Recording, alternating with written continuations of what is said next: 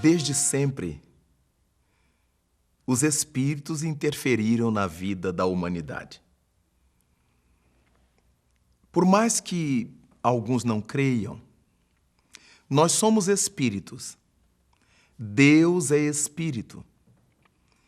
Os seres que Ele criou são seres espirituais, que existem para alcançar a sua perfeição, seu aprimoramento, ao longo das idades, nessas idas e vindas ao mundo corporal. Como um aluno que vai formando seu arcabouço intelectual por meio das idas e vindas à escola, do aprendizado que realiza ao longo do tempo.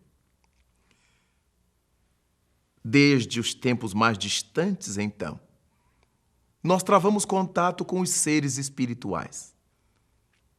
Para não irmos tão longe e recorrermos à Bíblia judaica, já encontramos ali no Gênesis, no primeiro livro da Bíblia judaica, a notícia de que, no princípio, eram as trevas, e o Espírito do Senhor flutuava sobre a face do abismo. Capítulo 1, versículo 1 do Gênesis. A partir disso, nós ficamos pensando nesse Espírito do Senhor Elohim, que pairava sobre as sombras do começo, porque no princípio eram as trevas.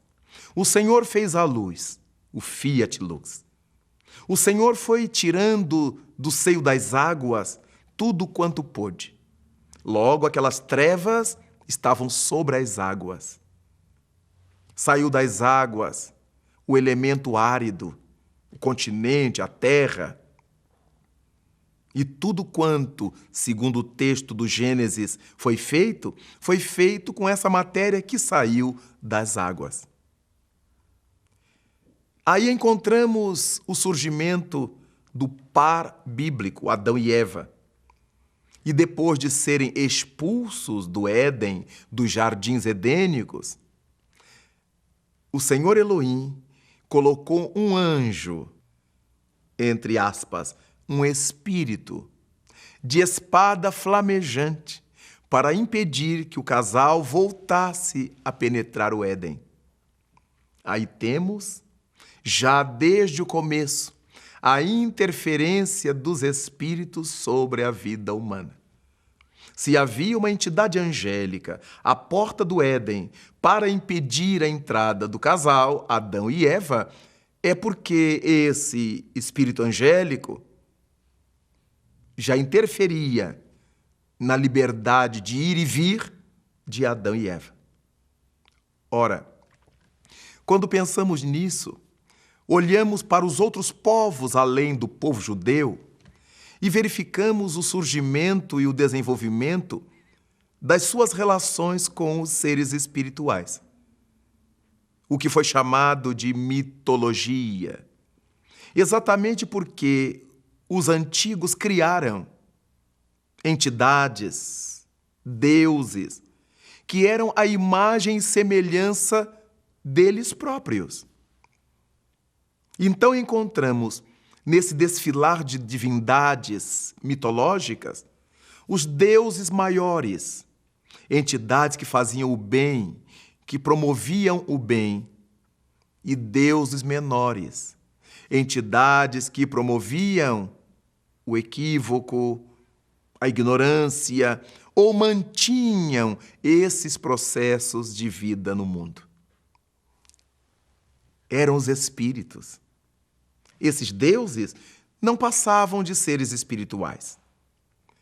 É por isso que encontramos, ao largo das mitologias, as notícias de que Vários desses deuses se manifestavam através de criaturas especiais para conversar com a sociedade. Temos as notícias de que na velha Índia, na Índia védica milenária, as divindades se comunicavam por meio dos rishis, que eram os sensitivos da época, os médiuns da época, e através dos rishis falavam os deuses acreditados pela Índia. Conhecemos na Grécia as divindades gregas que influenciaram sobre a cultura romana, e essas divindades gregas também, através de pitons, de pitonisas, vinham falar com a sociedade. Como é o caso do deus Apolo, no Monte Parnaso, nas regiões da Fócida, que vinha periodicamente, através da Sibila, falar àquela pequena multidão aglomerada no seu templo, mostrando essa interferência do pensamento dos espíritos libertos da matéria sobre o pensamento dos espíritos ainda presos à matéria, ainda encarnados na Terra. A interferência é global. Em todos os tempos, os espíritos interferiram na vida da coletividade.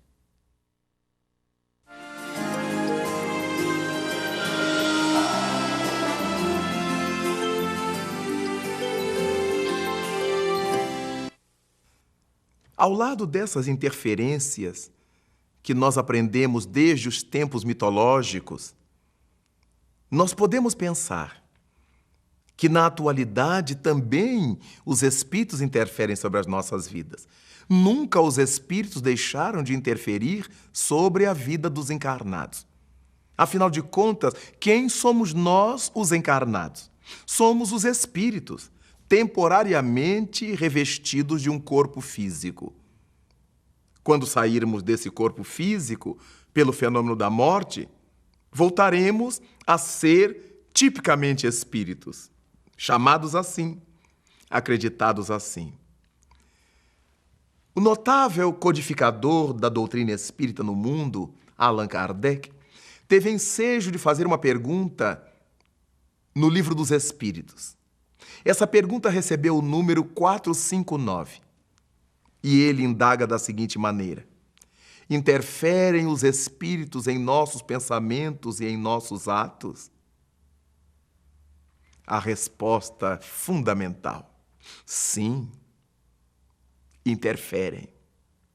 Eles interferem a tal ponto que comumente são os que vos dirigem. Notemos que coisa curiosa, capaz de nos transtornar. Essa certeza de que as nossas vidas são manejadas muitas vezes por seres espirituais. Uma vez que eles interferem em nossos pensamentos e atos, eles interferem sobre nossas vidas, que são forjadas por atos depois dos nossos pensamentos.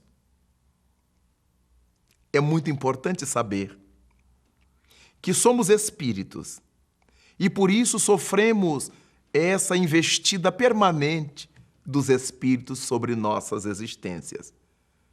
Todos nós participamos desse lado espiritual pela capacidade de emitir pensamentos, de refletir pensamentos, e graças a essas ondas que atiramos para o espaço, atraímos entidades semelhantes a nós. Atraímos seres simpáticos a nós, que se afinam conosco. É por isso que, de ordinário, são os espíritos que nos dirigem. Comumente, são os espíritos que nos dirigem.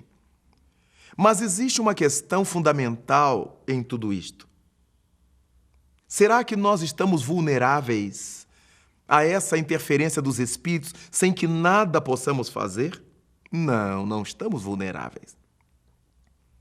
Cada qual de nós, através do seu procedimento na vida, do tipo de pensamento que alimente, do tipo de conduta que tenha, atrairá para junto de si entidades dos mais variados teores, dos mais diversos tipos.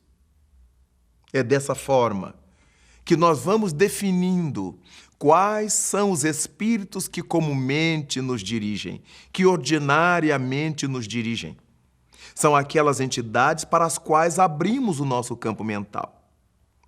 Os espíritos que nos dirigem podem ser do bem ou podem ser da sombra. Se somos indivíduos humanos interessados no bem, buscando o bem, onde quer que estejamos, seja no que for que façamos, automaticamente nós podemos garantir que as entidades que nos secundam, que nos influenciam, são de boa índole, são espíritos do bem. Se as nossas ações na Terra são negativas, são perturbadoras, são egoísticas, vaidosas, excentricamente desastradas, natural é pensar que as entidades que tomam assento no espaço de nossa vida são entidades desse naipe, desse tipo, dessa estrutura moral. Por isso é muitíssimo importante que, através da nossa vivência, através do nosso modo de ser e de viver, façamos contatos com os espíritos sãos, com espíritos do bem, com o espírito da luz. É importantíssimo admitirmos que somos espíritos que vivemos num mundo encharcado deles. Foi o apóstolo Paulo que nos disse que estamos cercados por uma nuvem de testemunhas. E isso, mais tarde, vai ser confirmado pela doutrina espírita, por meio da pergunta a que nos referimos. Interferem os espíritos em nossos pensamentos e atos? Sim, eles interferem muito mais do que imaginais. Eles interferem a tal ponto que comumente são eles que vos dirigem. É muitíssimo importante e grave nós sabermos que a nossa felicidade, espiritualmente falando, ou a nossa desdita dependem de nós. Saber que no mundo dos espíritos as entidades não têm acesso franco à nossa vida, senão quando lhes abrimos portas através dos pensamentos e atos de cada dia.